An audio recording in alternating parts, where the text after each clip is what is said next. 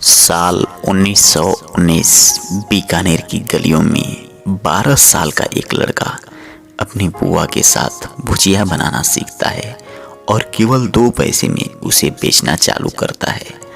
वह इस बात से बिल्कुल ही अनजान था कि यही भुजिया एक दिन करोड़ों का बिजनेस करेगा और पूरी दुनिया में उसका नाम होगा। दोस्तों, ये कहानी है इंडिया की सबसे बड़े स्नैकिंग ब्रांड हल्दीराम की। हल्दीराम का भुजिया तो आपने खाया ही होगा, लेकिन हल्दीराम ने कैसे स्ट्रगल करके आज भुजिया को आपके घर तक पूरी दुनिया में पहुंचाया, उसकी एक छोटी सी कहानी जरूर सुनिएगा, क्योंकि इस कहानी को सुनने के बाद आपके अंदर भी यह जज्बा पैदा होगा कि कैसे एक गरीबी से उठकर आप ही अमीरी ऐसो आराम की जिंदगी बिताया जाता है। इसलिए मित्रों, आइए बिना किसी देरी के इस कहानी को शुरू कर लेते हैं। हल्दीराम का जन्म बीकानेर में 1908 में हुआ था और उनके दादाजी भुजिया बेचते थे। महज 12 साल की उम्र में ही हल्दीराम ने भुजिया बनाने में मास्टरी कर ली। भुजिया चूँकि बेसन की बनती थी और राजस्थान के जो लोग होते थे उन्हें मोटा दाल बहुत ही ज़्यादा पसंद आता था, इसलिए वह भुजिया थोड़ा कम पसंद करते थे। सबसे पहले हल्दीराम ने अपने भुजिया में मोटा दाल मिलाना शुरू किया, लेकिन जैसे ही वो मोटा दाल मिलाए भुजिया की मोटाई बढ़ गई और लोगों को पसंद नहीं आ रही थी। इसलिए उन्होंने सोचा कोई ऐसा भुजिया बनाना है जो थोड़ा पतला हो और आसानी से लोग उसे खा सकें और कुरकुरा भी हो। इसलिए सबसे पहले उन्होंने पूरे मार्केट में मेस मेकर तलाश किया और मेस मेकर एक बार मिलने के बाद से वह पतला भुजिया बनाना शुरू कर दिए। यह भुजिया लोगों को बहुत पसंद आने लगी। हल्दीराम को पता था कि वहाँ के जो महाराज हैं दंगर सिंह, वह बीकानेर के सबसे ज़्यादा पसंद किए जाने वाले महाराज हैं और यदि महाराज के नाम पर भुजिया बेचा जाए तो यह बहुत ही आसान होगा। इसलिए वह दंगर सिंह के नाम पर अपनी भुजिया बेचना शुरू कर दिए, जो कि बीकानेर के लोगों को बहुत ही ज़्यादा पसंद भी आया। 36 साल की उम्र में हल्दीराम के 3 बेटे हो गए थे और वो अपनी पत्नी के साथ खुशी खुशी अपना बिजनेस चला ही रहे थे कि अचानक साल 1994 में बहुत ही बड़ा उनकी लाइफ में ट्विस्ट आया। घर में महिलाएं आपस में वाद विवाद करने लगी थी, बातों बात पे लड़ाई होने लगी थी और नतीजा ये निकला कि हल्दीराम को अपना घर परिवार छोड़कर बाहर जाना पड़ा और इस कारण वह हल्दीराम की भुजिया वाले बिजनेस से बिल्कुल ही अलग हो गए। उन्हें एक फूटी कौड़ी तक नहीं मिली और उनके पास अब रहने के खाने की बहुत सारी समस्याएं आने लगी। वह सड़क पर आ गए थे और इधर उधर काम ढूंढने लगे। तभी एक दिन काम की तलाश में जब वो भटक रहे थे कि अचानक पीछे से किसी ने आवाज़ दिया, उनका नाम पुकारा। हल्दीराम जब पलट कर देखे तो पीछे उनका बचपन का एक दोस्त खड़ा था। वह उसे चिल्ला रहा था। यह वही दोस्त था जिसको कि हल्दीराम ने 500 रुपये देकर उसकी मदद की थी। उस समय 500 रुपये की कीमत बहुत ही ज़्यादा थी। हल्दीराम ने अपने दोस्त से सारी घटना सुना दी और उससे मदद मांगी। वह हल्दीराम का सच्चा दोस्त था। उसने इन वक्त पे उन्हें 500 रुपये लौटा दिए तथा उन्हें मकान ढूंढने में, किराए के घर ढूंढने में बहुत ही ज़्यादा मदद की और उनका बहुत ही ज़्यादा सहयोग किया। चूँकि हल्दीराम की पत्नी को मूंग दाल बनाना बहुत ही ज़्यादा पसंद था और वह मूंग दाल तल के ऐसे कुरकुरा बना देती थी जो लोगों को भी पसंद आता था। इसलिए हल्दीराम ने पुनः मूंग दाल बेचना शुरू किया और धीरे धीरे जब लोगों को मूंग दाल पसंद आने लगी, उनके पास कुछ रुपए पैसे आने लगे, तो हल्दीराम ने तत्काल उसमें भुजिया को भी ऐड कर दिया और भुजिया और मूंग दाल दोनों भी बेचना शुरू कर दिया। जो लोग भी लंच की बात निकलते थे वह इनका मूंग दाल जरूर खाते, भुजिया का स्वाद भी लेते थे। धीरे धीरे हल्दीराम के पास एक बार फिर से पैसे आने लगे थे और हल्दीराम ने रेंट पर एक दुकान ले लिया। चूँकि हल्दीराम के द्वारा बनाए गए भुजिया और मूंग दाल का स्वाद ऐसा था कि अब उनके दुकान पर लाइन लगने लगी थी और काफ़ी सारे कस्टमर डिमांड आ रहे थे। साल 1950 जो हल्दीराम के जीवन का सबसे बड़ा टर्निंग पॉइंट था। वह अपने दोस्त की शादी में कोलकाता गए हुए थे और कोलकाता में वह अपने दोस्त के घर भुजिया बनाए हुए थे। इसलिए शादी में जो लोग भी आए थे, जब वह उस भुजिया को टेस्ट कर रहे थे, वह भुजिया बहुत ही ज़्यादा पसंद आ रही थी और लगभग सारे लोगों ने उस भुजिया को टेस्ट किया और ना केवल टेस्ट किया बल्कि हल्दीराम से बल्क में वह भुजिया का ऑर्डर भी दे रहे थे।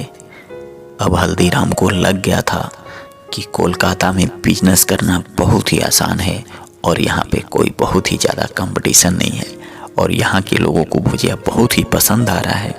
इसलिए सन 1955 में उन्होंने अपने सबसे छोटे बेटे रामेश्वर लाल और भांजे शिव किशन सिंह को कोलकाता में बिजनेस सेटअप करने के लिए भेज दिया।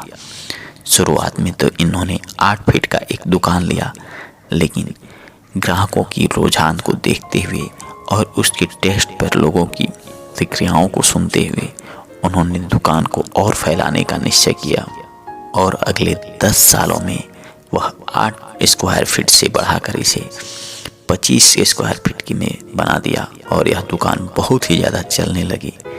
चूँकि रामेश्वर लाल को पता था कि बंगाल के लोगों को यदि बंगाली मिक्सचर में भुजिया खिलाया जाए तो यह उन्हें बहुत ही ज़्यादा पसंद आया और यह आइडिया उनका बहुत ज़्यादा कारगर सिद्ध हुआ और लोग उनके बंगाली मिक्सचर के कायल होते गए।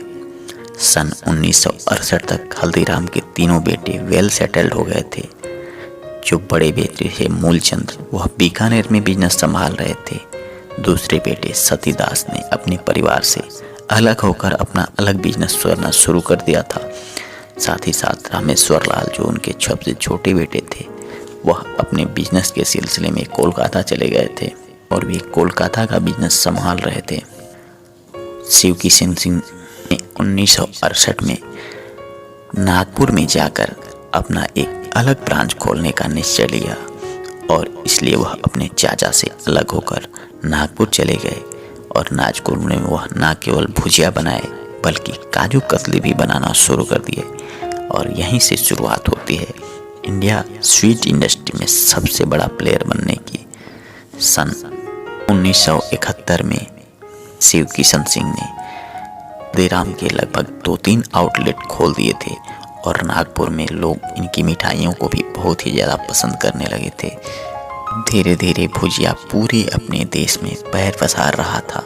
इन्होंने सोचा, यदि हम लोग दिल्ली से दूर रहते हैं और यदि अपने बिजनेस को और बढ़ाना है तो हमें दिल्ली में अपना एक आउटलेट जरूर खोलना पड़ेगा।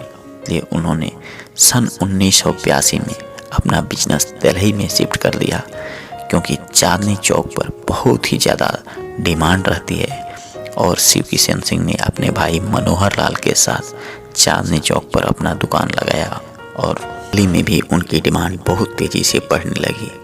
लेकिन साल 1984 में एक ऐसा ट्रेजेडी हुआ, सिख दंगा हो गया, जिसकी वजह से हल्दीराम का जो दिल्ली का बिजनेस था पूरी तरफ से चौपट हो गया।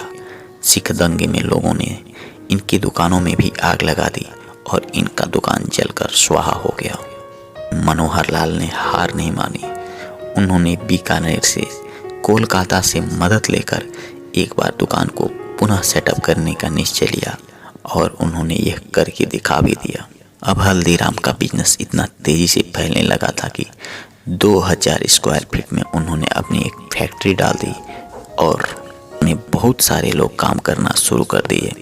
अब यह समय ऐसा था जहां विदेशी कंपनियों ने अपना पैर इंडिया में पसारना शुरू कर दिया था और उनकी डिमांड बढ़ रही थी।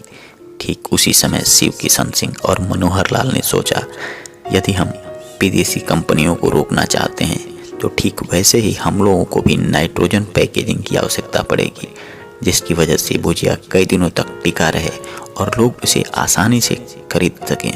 ले अब वो भुजिया को पैकिंग करना शुरू कर दिए नाइट्रोजन पैकेजिंग की मदद से। ना केवल भुजिया बल्कि रसगुल्ला, सोन पापड़ी, भेलपूरी, काजू कतली, यह सब पैक होने लगे और लंबे समय तक चलने लगे, जहां इनकी मांग में भी बढ़ोतरी नजर आई और धीरे धीरे लोग इसे खरीद कर ले जाने आने लगे। हल्दीराम ने अपने छोटे से लेकर बड़े सारे कस्टमर को टारगेट किया और अपना पैकेट का साइज कर 5 रुपये से लेकर 200 रुपये तक रखा, जिसकी वजह से सारे कस्टमर लोग इसे आसानी से खरीदने लगे।